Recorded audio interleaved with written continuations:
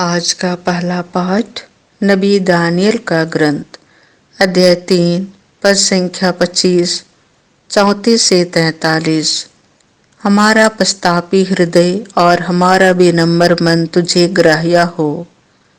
आजार्य अग्नि के बीच खड़ा होकर ऊंचे स्वर से इस प्रकार प्रार्थना करने लगा, तू अपने नाम का ध्यान रख, हमें सदा के लिए ना त्याग, हमारे लिए अपना विधान रद्द न कर। अपने मित्र इब्राहिम, अपने सेवक इसहाक तथा अपने भक्त इस्राएल को स्मरण कर।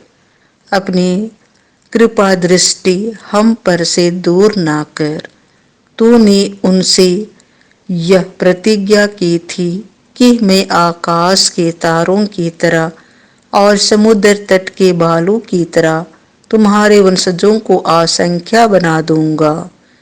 हे प्रभु, संख्या की दृष्टि से हम सब राष्ट्रों से छोटे हो गए हैं और अब हमारे पापों के कारण पृथ्वी भर में हमारा अपमान हो रहा है। अब तो ना राजा है, ना नबी, ना नेता, ना होम, ना यज्ञ, ना बलि और ना धूपदान। कोई स्थान ऐसा नहीं जहां तेरी कृपा दृष्टि प्राप्त करने के लिए हम तुझे प्रथम फल अर्पित करें। हमारा पश्चातापी हृदय और हमारा बेनम्र मन मेढ़ों तथा साढ़ों और हजारों पुष्ट भेड़ों की बलि जैसे तुझे ग्राह्य हो। आज तेरे लिए यही हमारा बलिदान हो। ऐसा कर कि हम पूर्ण रूप से तेरे मार्ग पर चलें, क्योंकि तुझ पर भरोसा रखने वाले सभी निराश नहीं होते। अब हम यह दृढ़ संकल्प करते हैं कि हम तेरे मार्ग पर चलेंगे, तुझ पर श्रद्धा रखेंगे और तेरे दर्शनों के लिए तरसते रहेंगे। हमें निराश ना होने दे, बल्कि हम पर अपनी सहनशीलता तथा महती दया प्रदर्शित कर। हे प्रभु, अपने अपूर्व कार्यों द्वारा हमारी रक्षा कर और अपने नाम को महिमान्वित कर। यह प्रभु की वाणी है। संत मत्ती के अनुसार पवित्र सुसमाचार अध्याय 18 पद संख्या 21 से 35।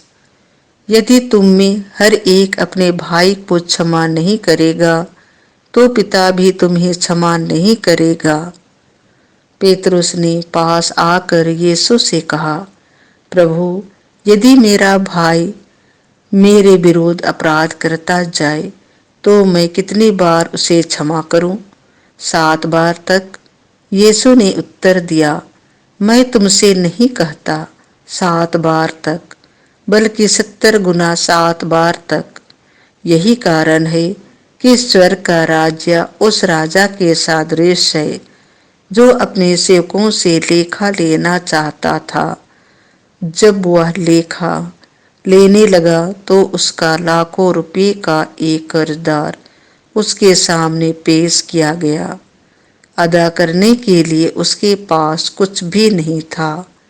इसीलिए स्वामी ने आदेश दिया कि उसे, उसकी पत्नी, उसके बच्चों और उसकी सारी जायदाद को बेच दिया जाए और ऋण अदा कर लिया जाए।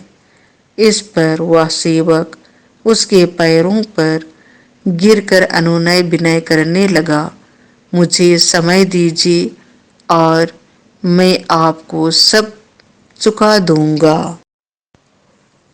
उस सेवक के स्वामी को तरस हो आया और उसने उसे जाने दिया और उसका कर्ज माफ कर दिया।